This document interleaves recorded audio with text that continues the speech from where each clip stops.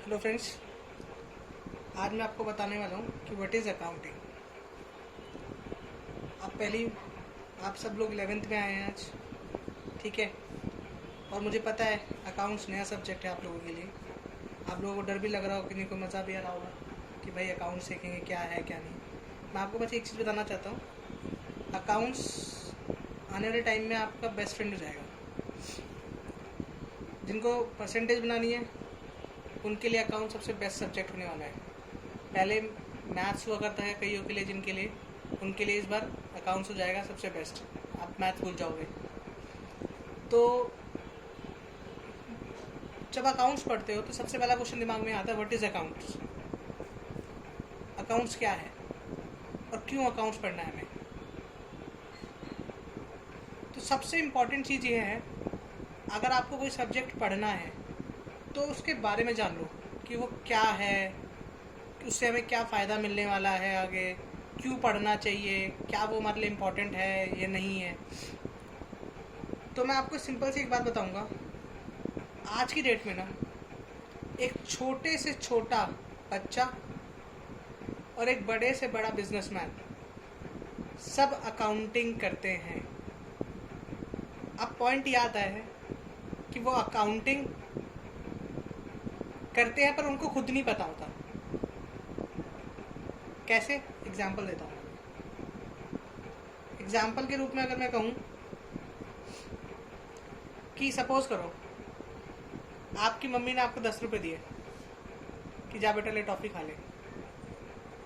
आप शाम को घर आए, आपकी मम्मी आपसे पूछती है हिसाब। आपने मम्मी ने पूछा कि भाई 10 रुपये आपने को दिए थे, कहाँ खर्च कर दिया आपने। तो आप क्या बोलते हो कि मम्मी मैंने ये टॉफ़ी ली, मैंने ये इसको अपने फ्रेंड को एक चीज़ खिलाई, मैंने ये करा, मैंने वो करा। तो आपने पूरे दिन में जो कुछ किया उससे आपकी मम्मी को मतलब नहीं है। आपकी मम्मी को ये मतलब है कि आप मुझे बताओ जो मैंने आपको 10 रुपये दिए थे उसका आपने क्या किया। तो सिर्फ और सिर्फ उन्हें मनी रिलेटेड जो भी आपने किया वो आपकी इम्पोर्टेंट था उनके लिए, ठीक है। अब उस मनी रिलेटेड जो भी चीज़ हुई वही चीज़ इंपॉर्टेंट थी। उसके अलावा उनके लिए कोई चीज़ इंपॉर्टेंट नहीं है। आप घर से निकले, अपने फ्रेंड के घर गए, उसके बाद आपने क्या क्या किया, क्या क्या नहीं किया। आपने पूरे दिन में आपने 100 काम किए। पूरे दिन में आपने 100 काम किए। 100 में से सिर्फ 10 काम जो थे वो मनी रिलेटेड थे। क्या थे? Money related. तो आपने इन सिर्फ 10 कामों को ही 100 काम मम्मी के लिए इम्पोर्टेंट नहीं है, ये 10 काम इम्पोर्टेंट है। क्यों? क्योंकि उन्हें 10 रुपये का हिसाब चाहिए। और वो 10 रुपये का हिसाब किन से मिल रहा है उनको? सिर्फ इन 10 कामों से, ना कि इन राम कहानी से। 100 काम करें, मैं सुबह उठ के मैं अपने बेड में क्या मैंने 10 रुपये निकाल के मैं अपने दोस्त के घर गया, वहाँ पे जाके फिर मैं बैठा रहा, मैं ये करा, मैंने वो करा। तो उनसे उनको कोई लेना देना नहीं है। उनको सिर्फ किससे लेना देना है? पैसे से। उस पैसे से फिर आपने क्या क्या किया, आपने पूरा अपने दिमाग में कैलकुलेशन बैठाई कि हाँ भी मैंने क्या क्या किया। आपने हिसाब जोड़ा, हिसाब जोड़ के मम्मी को बताया। तो ये क्या है? ये अकाउंटिंग ही है एक तरह की। तो जब भी मैं अकाउंटिंग की बात करूं तो वहां सबसे पहले क्या आता है? मनी, ठीक है। तो कुछ भी रिलेटेड टू मनी आपकी अकाउंटिंग के लिए सबसे इम्पोर्टेंट चीज़ है, ठीक है। अब बात आती है दूसरी क्या बात है? एग्जैक्टली आपने इसमें करा क्या? जब आपने ये सारा प्रोसेस करा तो आपने क्या करा? आपने जो भी काम किया उन काम को आपने क्या बोला? ट्रांजैक्शंस या इवेंट। ट्रांजैक्शन और इवेंट हुए, उनमें से आपने money related event find out किए। क्या किया आपने? आइडेंटिफाई किए। क्या किया आपने? आइडेंटिफाई किया आपने, ठीक है। अब उस आइडेंटिफाई करने के बाद, क्योंकि आप हो क्या रहा है, देखो इसमें आप तो छोटे स्तर की कर रहे हो, 10 रुपए की काउंटिंग कर रहे हो। 10 रुपए के लिए आपको कोई कुछ करना धरना तो है नहीं, दिमाग में कैलकुलेशन करनी है। आपको क्या करना है, आपको सिर्फ दिमाग में कैलकुलेशन करनी है। तो आपको इसके लिए कुछ तीरम तुक्का लगाने की जरूरत है नहीं, सिंपल सा दिमाग में आपने हिसाब लगाया कि मैंने कहाँ का क्या क्या खर्च किया, आपने उस हिसाब से कर दिया।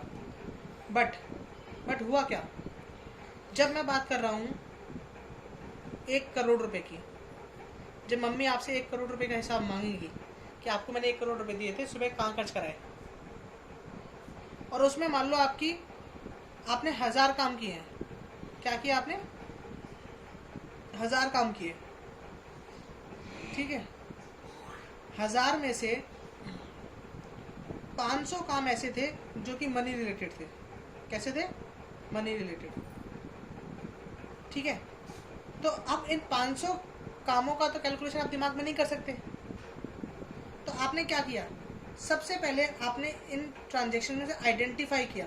क्या आइडेंटिफाई किया कि भाई मनी रिलेटेड ट्रांजेक्शन्स कौन सी हैं। अब उन मनी रिलेटेड ट्रांजेक्शन को क्या करोगे आप, आपके पास एक डायरी होगी, आपने उस डायरी में लिखना स्टार्ट किया। तो आपने क्या किया, रिकॉर्ड किया। क्या किया आपने, रिकॉर्ड किया। अब रिकॉर्ड करते समय अब आपने दिन में 50 काम ऐसे करे जिनमें आपने खाने पीने का काम किया, खाने पीने पे खर्च किया पैसा, और 25 काम ऐसे थे जो कि आपने किसी और को पैसे दिए, अपने दोस्त को पैसे दे दिए, आपने किसी ट्यूशन फीस दे दी अपनी, या कोई कुछ वैसा काम कर दिया। तो आपकी मम्मी ने पूछा कि हाँ भाई मुझे एक बात का जवाब दीजिए कि आपने 1 करोड़ में से कितना पैसा अपने खाने पे खर्च किया।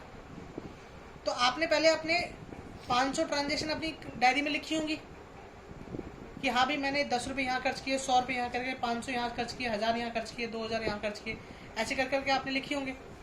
अब लिखने के बाद आपने क्या करा, उसमें से ढूंढना स्टार्ट किया। क्या ढूंढना स्टार्ट किया कि भाई इसमें से मैंने कितनी ट्रांजेक्शन्स, कितना पैसा मैंने अपना इस पर्टिकुलर खर्चे पे खर्च किया। तो उसके लिए आपने क्या किया, क्लासीफाई किया। क्या किया, क्लासीफाई किया।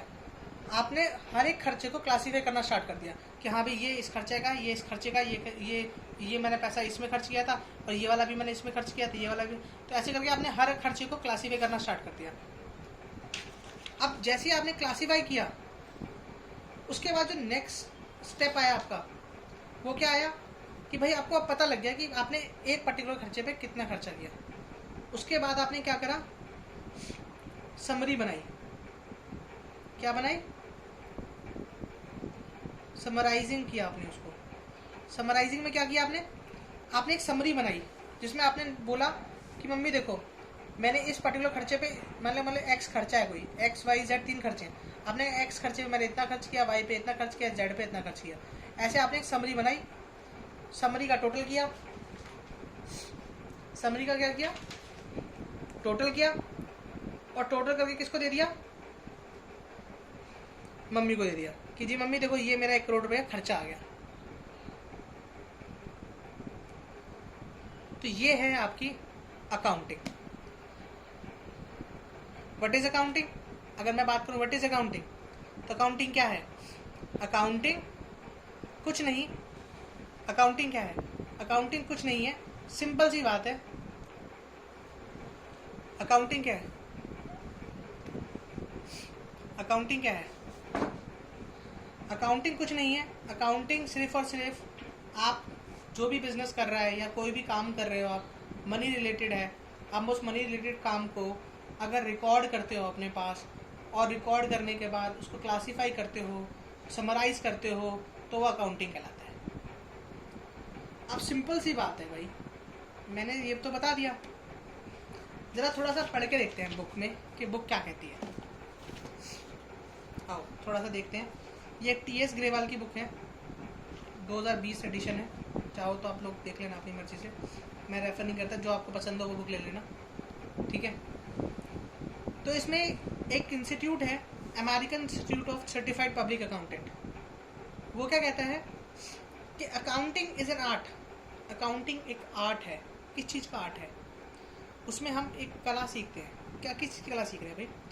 कि रिकॉर्ड करने की, क्लासीफाई करने की, समराइज करने की, किस ताकि ताकि हम क्या कर सकें, सिग्निफिकेंट मैनर में terms of money transaction event which are in a part of list of the financial character are interpreting and result there of.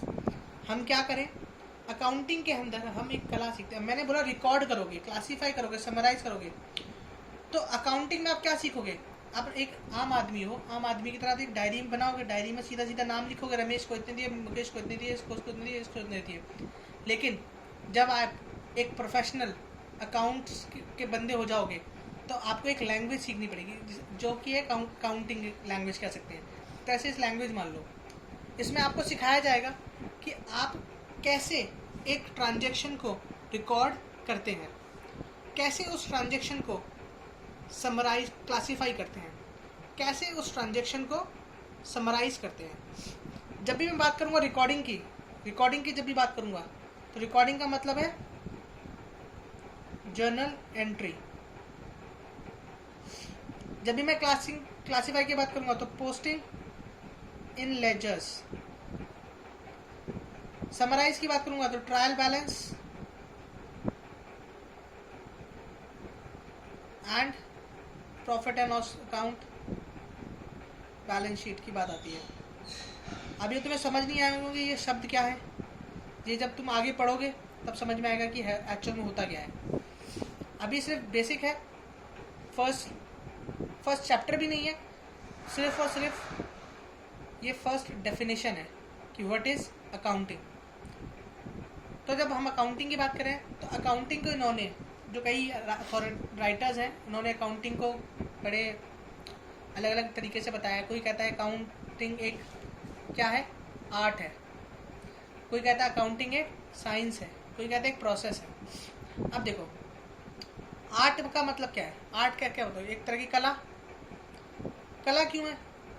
क्योंकि भाई इसमें एक तरीके का आपको डिज़ाइन, प्रॉपर फॉर्मेटिंग होती है, इसके अंदर सब कुछ सिखाया जाता है। उसके अंदर एक तरीके का फॉर्मेट चलता है कि भाई पहले ये होना चाहिए, उसके बाद ये होना चाहिए, उसके बाद ये होना चाहिए, ये सब चल रही है।